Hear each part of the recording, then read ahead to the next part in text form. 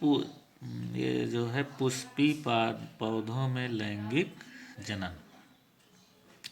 तो जैसा कि हम लोग पहले पढ़ चुके हैं कि परागकणों का निर्माण कैसे होता है, तो आज हम पढ़ेंगे कि जायांग गायनेसियम की संरचना, क्योंकि एंथर का पुंकेसर के बारे में हम लोग पढ़ चुके हैं कि मतलब पुंकेसर से परागकणों का निर्माण होता है, ये पढ़ चुके हैं। तो अब हम पढ़ेंगे दूसरा जो हमने बताया था स्ट्रक्चर जायांग, क्योंकि एक मेल होता है और एक फीमेल। तो मेल में हमने परागकणों के बारे में पढ़ा है, अब हम पढ़ेंगे जायांग में स्त्रीकेसर जिसको कहते हैं। जैसा कि फ्लावर में फिर से देख सकते हैं यहाँ पुंकेसर या एंड्रोसियम, और इसमें एक भाग नीचे अंडा गायनेसियम है। तो हम गायनेसियम के बारे में पढ़ें, इसको हम पढ़ चुके हैं। तो इसमें जो है जायांग, इसको अंग्रेजी में कहते हैं गायनेसियम। गायनेसियम में 3 मुख्य भाग हैं। एक यहाँ है स्टिग्मा, जिसको हिंदी में वर्तिकाग्र कहते हैं, और ये स्टाइल है। स्टिग्मा के नीचे जो संरचना है इसको वर्तिकाग्र नली कहते हैं, या वर्तिका भी कहते हैं, या अंग्रेजी में स्टाइल। यहाँ से यहाँ तक का ये जो पोर्शन है ये कहलाता है ओवरी या अंडाशय। अंडाशय के अंदर में होते हैं बीजांड, जिसको अंग्रेजी में ओव्यूल कहते हैं। तो एक अंडाशय में बहुत सारे बीजांड हो सकते हैं, एक अंडाशय में कई बीजांड होते हैं। तो अब हम एक बीजांड की संरचना यहाँ पढ़ेंगे, जो है एक परिपक्व जायांग। और एक परिपक्व जायांग में हम पढ़ेंगे एक बीजांड की संरचना। तो इसमें एक बीजांड के 3 भाग होते हैं, जिसमें सबसे पहला होता है बीजांड में वर्तिकाग्र, ये देखिए बना हुआ है, इसको हम कहते हैं वर्तिकाग्र। दूसरा इसका जो भाग है वो है स्टाइल, यहाँ से यहाँ तक की ये संरचना है, इसको हम कहते हैं स्टाइल। तीसरी संरचना इसकी जो है अंडाशय। तो किसी भी जायांग में या एक बीजांड में 3 भाग होते हैं, वर्तिकाग्र, वर्तिका और अंडाशय। अब इस अंडाशय के अंदर में एक बीजांड होता है, ये देखिए गोल संरचना है। अब इसी बीजांड में अंदर पढ़ेंगे तो बीजांड में जो बीजांड होता है इसके 3 भाग होते हैं। एक इसका आउटर लेयर है, जिसको कहते हैं आउटर इंटेगुमेंट या बाह्य आवरण। तो बीजांड की बाहरी जो लेयर है उसको हम आउटर इंटेगुमेंट कहते हैं, और एक लेयर होती है अंतः आवरण, ये अंदर वाली लेयर है। फिर इसके बाद अंतः आवरण के बाद इसमें एक अंदर में जब आएंगे तो देखेंगे ये न्यूसेलस कहलाता है, जिसको कहते हैं बीजांड काय। बीजांड काय के अंदर जो सेल होती हैं वो बनाती हैं भ्रूण कोश, जिसको कहते हैं इम्ब्रियो सैक। इम्ब्रियो सैक में 8 कोशिकाएं होती हैं, और जिसमें ऊपर की तरफ जो 3 कोशिकाएं होती हैं इसको कहते हैं प्रतिमुख कोशिका या एंटीपोडल सेल। 3 इधर नीचे की तरफ कोशिकाएं हैं, इसमें 2 कोशिकाएं जो होती हैं उसको कहते हैं सहायक कोशिका, या अंग्रेजी में कहते हैं सिनर्जिड्स, इसको कहते हैं antipodal cell. Antipodal cell, antipodal cell. तो एंटीपोडल सेल हो गया, और ये यहाँ पे जो है सहायक कोशिका हो गई, या अंग्रेजी में कहते हैं सिनर्जिड।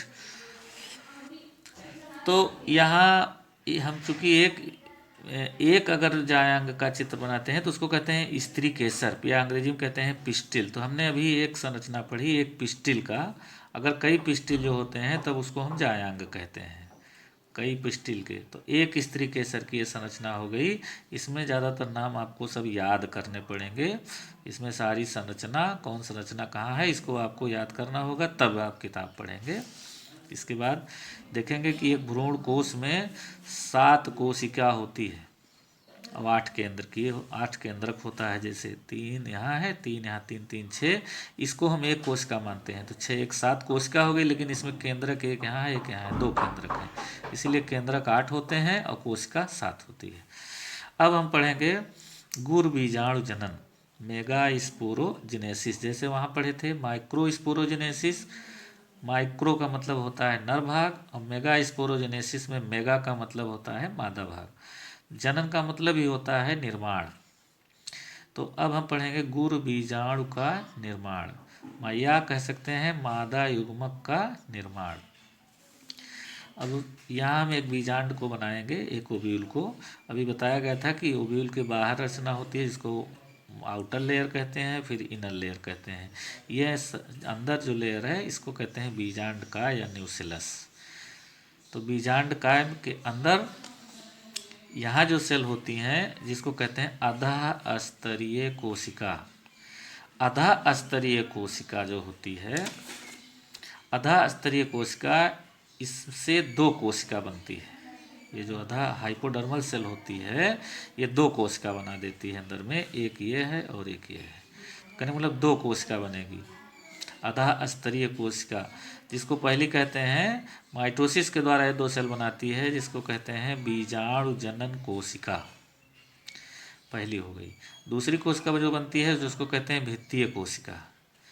भित्तीय कोशिका में कोई विभाजन नहीं होता है, लेकिन जो बीजाणु जनन कोशिका है ये बिना विभाजन के ही गुर बीजाणु जनन मात्र कोशिका का काम करने लगती है।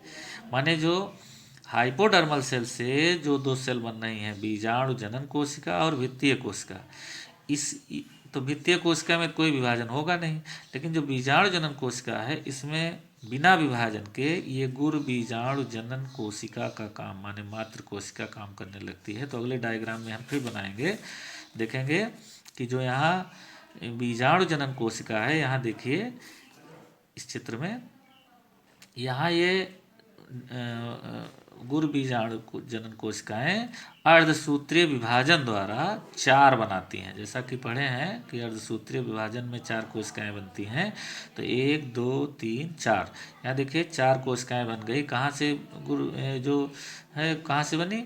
ये जो बीजाणु जनन कोशिका थी, स्पोरोजिनस सेल जो थी, इससे 4 बन रही हैं, 1 2 3 4। 4 में 3 नष्ट हो जाती हैं, 1 2 3, ये तीनों नष्ट हो जाएंगी, केवल 1 बचेगी। तो बीजांड में फिर ये सेल, जो एक सेल बची हुई है, ये समसूत्री विभाजन करती है। समसूत्री विभाजन द्वारा ये 2 सेल बनती है, एक यहाँ देखिए, एक यहाँ देखिए। समसूत्रीय से 2 कोशिका बन गई, एक ये और एक ये। अच्छा, इधर जो छिद्र होता है, जहाँ पे माइक्रोपाइल बना होता है, बीजांड द्वार जिसे कहते हैं, इसके अपोजिट में निभाग होता है जिसको चलेजा कहते हैं। तो एक कोशिका निभाग की तरफ चली जाती है और एक जो है बीजांड द्वार या माइक्रोपाइल की तरफ आ जाती है। दोनों कोशिकाएं दोनों सिरों पे चली जाती हैं। फिर इसमें माइटोसिस होता है। माइटोसिस में जो एक यहाँ सेल थी, ये सेल 2 सेल बना लेती है, 1 और 2, और ये वाली भी फिर माइटोसिस से 2 हो जाती है दोनों सिरे पे। ठीक है, इसके बाद फिर यहाँ ये संरचना समसूत्री विभाजन, ये जो ऊपर नीचे 2 सेल हैं, इनमें फिर समसूत्री विभाजन होता है, जिससे बन जाती हैं 4। ऊपर वाली 1 2 बना देती है, फिर ये वाली भी 2 बना देती है, तो इस तरह से यहाँ बन गई 4 सेल। इसमें भी 2 से 4 बन जाती हैं समसूत्री विभाजन के द्वारा। कहने का मतलब बीजांड काय के अंदर 8 कोशिका का निर्माण हो गया। 2 1 2 3 4 5 6 7 8। इस तरह से हम यहाँ पढ़ेंगे कि जो बीजाणु जनन कोशिका थी, ये जो इससे 8 कोशिका बीजांड के अंदर यहाँ बन गई। अब इसकी व्यवस्था देखिए, ये कैसे बीजांड के अंदर जो निभाग, उसके बीजांड के अंदर कैसे ये 8 व्यवस्थित होती हैं। तो इसमें हम देखेंगे सबसे पहले कि 3 कोशिकाएं निभाग की तरफ चली जाती हैं, ऊपर की तरफ 3 कोशिकाएं। 3 कोशिकाएं जो हैं निभाग की तरफ चली जाती हैं, जिसको हम कहते हैं प्रतिमुख कोशिकाएं, या जो है एंटीपोडल सेल या प्रतिमुख कोशिकाएं। ये 3 सेल हैं। ठीक है, तो 3 सेल तो इधर आ गई और 3 नीचे चले गई, 1 2 3। तो इसको हम कहते हैं सिनर्जी, जिसको 3 में 2, 1 और ये 2 जो बाहर बाहर दोनों हैं, इसको कहते हैं सहायक कोशिका या सिनर्जिड्स। तो दो को, ये वाली सेल और ये वाली सेल, दोनों को कहेंगे हम सिनर्जिड, और जो बीच की सेल है इसको कहते हैं एग सेल या अंड कोशिका। ठीक है, तो ये जो है इस तरह से जो 8 कोशिकाएं थे, 3 और 3 6 और 7 और 8, तो कोशिका हो गई 8, कोशिका हो गई 7, लेकिन केंद्रक हो गए 8, 1 2 3 4 5 6 7 8, लेकिन कोशिका, ये दोनों कोशिकाओं को एक ही कोशिका माना जाता है। तो इस तरह से हमें एग सेल यहाँ पे बन गया। अब इसमें हम फिर पढ़ेंगे कि कैसे इसका जो है अंड कोशिका का महत्व क्या है। तो इसमें सबसे पहले होता क्या है, किसी भी परागकोश से परागकण निकलकर कहाँ गिरते हैं, वर्तिकाग्र पे। मान लो वर्तिकाग्र है तो यहाँ परागकण गिरते हैं, फिर ऐसे वर्तिका नली से होते हुए ये बीजांड द्वार के द्वारा अंदर प्रवेश करते हैं। तो मान लीजिए ये वही पराग नली है, ऐसे यहाँ से ये प्रवेश करेगा और ये 2 केंद्रक इसमें, परागकण इसमें प्रवेश करते यहाँ आया, और यहाँ से एक केंद्रक फ्यूज हो गया भ्रूण के साथ, इस एग के साथ, एग सेल के साथ, और दूसरा चला गया इसमें आ गया जो है एंडोस्पर्म में, तो यहाँ ये इसके साथ फ्यूज हो गया। ठीक है, तो यहाँ ये भ्रूण पोष का निर्माण करता है। ठीक है, तो 1 2 और एक इसका हो गया तो 3 यानी इसीलिए इसको ट्रिप्लॉयड भी कहा जाता है। भ्रूण पोष डिप्लॉयड नहीं, ट्रिप्लॉयड होता है, क्योंकि ये 2 केंद्रक पहले से थे, एक जो है परागकण का गया, इसीलिए इसी को कहा जाता है डबल फर्टिलाइजेशन, क्योंकि एक निषेचन यहाँ हुआ, एक निषेचन यहाँ हुआ, भ्रूण पोष के साथ और एक एग सेल के साथ, तो इसे डबल फर्टिलाइजेशन भी नावासिन ने कहा था। तो अच्छा, यहाँ जो एग के साथ परागकण का केंद्रक जो निषेचित किया, इसको कहते हैं भ्रूण, या यहाँ बनेगा भ्रूण या इम्ब्रियो। तो एक केंद्रक पहले से था, एक परागकण का आ गया, तो ये हो जाएगा 2n, जिसको कहते हैं 2n परागण, पॉलिनेशन, माने कि परागकोश से परागकण का परागकोश से निकलकर वर्तिकाग्र पर पहुंचना ही परागण कहलाता है। इसको हम फिर पढ़ेंगे।